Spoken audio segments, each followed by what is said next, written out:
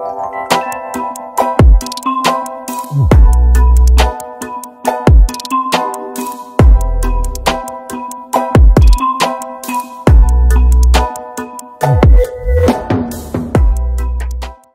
vous remercie. Vous l'avez tous compris, la gravité de l'heure exige, vous comme nous, que nous puissions nous arrêter un instant et réfléchir sur le sort de notre cher pays, comme s'il s'agissait de réfléchir sur celui de l'humanité. Un seul être aurait perdu la vie, toute l'humanité aurait perdu la sienne. J'ai écouté, j'ai tendu l'oreille, j'ai regardé, j'ai ouvert les yeux. Je n'ai pas reconnu mon pays. Je n'ai pas reconnu mon peuple. Je n'ai pas reconnu la jouvence que nous avons vécue, gambadant, courant, développant nos espoirs. J'ai vu une jeunesse sans espoir, une jeunesse sans envie, une jeunesse déboussolée, une jeunesse qui ne sait plus à quel sein se vouer, une jeunesse qui traverse les océans sans bouée de sauvetage, une jeunesse qui sert d'aliment aux poissons en haute mer, une jeunesse qui, une fois partie, n'est pas sûre d'arriver à destination. Une fois à destination, n'est pas sûr de revenir au bercail. Les parents, tous les matins et tous les soirs, s'interrogent sur le sort de leur progéniture. C'est une jeunesse intrépide, néanmoins, qui aime travailler, qui aime se pousser à l'effort, mais qui n'a pas d'opportunité pour s'éprouver. C'est notre responsabilité à nous tous de donner à cette jeunesse ces talents dont il a besoin pour pouvoir servir son pays à tous les niveaux. Je le dis et je le répète souvent, il n'y a aucune différence entre eux et nous, sauf un nombre d'années plus important dans l'état civil, un ventre protubérant, je me suis rasé ce matin, et des cheveux gris. Sinon, nous avons la même formation, la même envie de servir, la même envie de voir notre pays figurer parmi les meilleurs au monde. Je l'ai crié urbi et orbi. Je l'ai crié dans le Ferlo. Je l'ai prié à Khosanto. Je l'ai crié dans le Djiriji. Partout. Qu'il faut que l'on arrête d'avoir un Sénégal à deux vitesses. Un Sénégalais à part entière et un Sénégalais entièrement à part. Ce n'est pas tenable. C'était prévisible qu'il arriverait un moment où le couvercle sauterait. Et si nous n'y prenons garde, le couvercle va sauter imminemment et on aurait du mal à le rabattre sur la casserole. Qui serait le perdant? Chacun d'entre nous. L'on ne nous a pas confié ce pays pour que nous nous croisions les bras, pour voir et observer ce pays aller en déliquescence.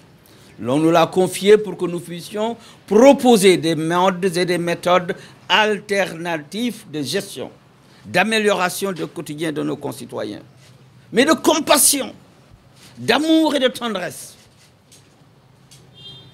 Que nous puissions répondre à cela qui, il y a 12 ans, bientôt, nous ont confié leur sort, confondant celui-ci au nôtre, pour que nous fassions un seul et même peuple, avec un seul but, avec une même foi.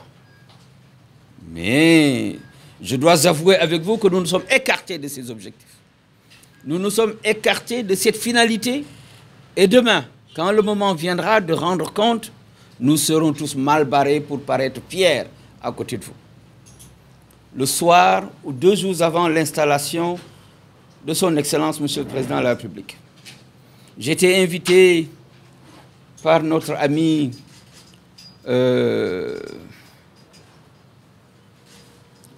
Didier à l'Université de Dakar. La soirée électorale, la soirée de la victoire, une belle soirée. Je disais à Didier que ma fierté était énorme de voir ce campus où j'ai mis les pieds pour la première fois en 1978 dans le département d'Anglais. Je disais que cette jeunesse est au centre de la politique de développement que nous allons proposer. De cette jeunesse dépendrait énormément de choses. Et je disais à cette jeunesse à l'époque, vous pouvez avoir foi en nous.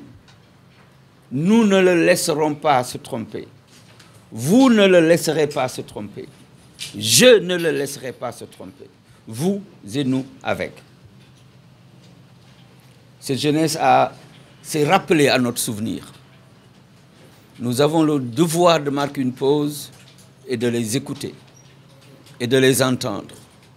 Arrêtez de les menacer et de les terroriser. Ça ne passe pas.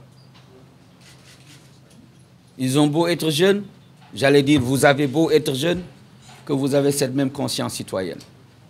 Ce n'est pas au bout de la baïonnette qu'on va vous obliger à taire votre devoir. Ce n'est pas avec le bout de la baïonnette qu'on va vous convaincre que vous devez rester chez vous. Cela fait 1 an que nous sommes chez nous. Cela fait 1 an que vous êtes chez vous. La pandémie est passée par là. Et aujourd'hui, un vent chaud qui souffle dans toutes les directions perpétue cette résidence à domicile. S'il vous plaît, jeunesse de mon pays, n'écoutez ni les uns ni les autres. Il en est beaucoup qui sont apparus devant vous ces derniers moments. J'allais dire qui ont comparu devant vous ces derniers moments. Ils n'en ont eu que pour eux-mêmes. Les courses-poursuites, les batailles, les coups de feu, les coups de lacrymogène, et avec ces milices, les coups de bâton, les tortures n'ont pas arrêté. Donc il est important que nous comprenions que nous devons marquer une pause et parler à notre jeunesse, parler à nos enfants, leur faire entendre le langage de la vérité, certes, mais celui de la sagesse. Il est important également que nous parlions à nos autorités et qu'on leur fasse entendre le langage de la vérité, mais également celui de la sagesse. Cela va dans tous les sens. Et nous sommes au bord de l'apocalypse. Il est vrai que pour faire de la surenchère, on nous a fait comprendre qu'il y avait des terroristes, qu'il y avait des djihadistes. Mais ce n'est pas chose nouvelle.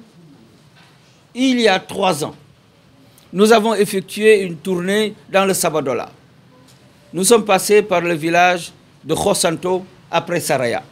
Et à Sabadola, l'on nous a appris que tous les vendredis, il y a des prêcheurs qui traversent la frontière, un pays voisin, vous pourrez consulter avec votre géographie, qui viennent avec leur moto et leur kalash, et qui font des prêches, et après, à la fin de la mosquée, ils recueillent, ils tendent la sébille, et ils retournent. C'est connu. Il y a 2 ans, moins de 2 ans, en tournée dans le Ferlo, je disais que le Ferlo est un réservoir de djihadistes, parce que vous trouvez des hordes et des hordes de gamins qui ne vont pas à l'école parce qu'il n'y en a pas. Vous semez en eux-mêmes les germes d'une rébellion future parce qu'ils ne se sentent pas intégralement sénégalais. Une célèbre réplique d'un célèbre homme politique de notre pays est encore dans nos mémoires. Il ne m'a pas fallu 1 seconde pour reclaquer ma langue et préciser qu'il était important que tout le monde sache. C'était pour prendre date pour des événements comme celui-ci. Comme on dit chez nous, afin que nul n'en ignore. Nous devons, je disais-je, saluer la mémoire de ceux qui sont partis. Parce qu'ils n'étaient pas sortis pour s'en aller définitivement. Ils ont quitté père et mère, peut-être poursuivant la clameur et le brouhaha, pour enfin subir un sort fatal sur décision divine. Combien devrons-nous être à partir sur fond de bêtises humaines avant qu'on ne se rende compte que nous avons fait fausse route? Combien? Un seul serait parti, que tout le monde serait parti. Ce n'est pas juste. Excellence, Monsieur le Président de la République, il est extrêmement important que nous renoncions à cette ferveur qui semble nous habiter lorsqu'en des moments comme celui-ci, nous sommes beaucoup plus poussés par la chicotte que par l'écoute.